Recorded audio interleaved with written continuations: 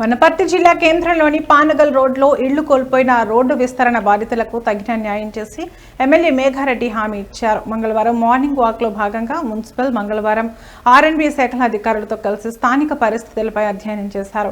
గత ప్రభుత్వ హయాంలో ఇళ్లు కోల్పోయిన బాధితులకు ఇచ్చిన హామీ మేరకు ఇళ్లు ఇవ్వలేదని వారందరికీ తమ ప్రభుత్వ హయాంలో న్యాయం జరిగిందన్నారు. రోడ్ వైండింగ్ సంబంధించిన కొన్ని పెండింగ్ ఉండే. సో పెండింగ్ ఉండడానికి కారణం మేము ఒక్కొక్కరి ఇంటి దగ్గరికి వెళ్ళి ఆ బెనిఫిషియర్స్, ఆ ఇంటి ఓనర్స్, లబ్ధిదారులు పర్సనల్ కలుస్తున్నాం.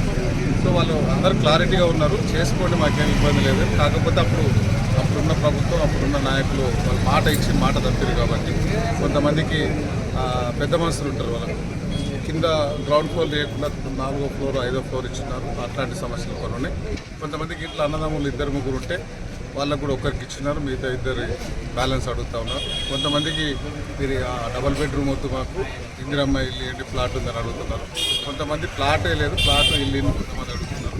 సో ఇవన్నీ క్లబ్ చేసేసి అందరు లబ్ధి తరుతున్నాం. మేము మాట్లాడున్నాం.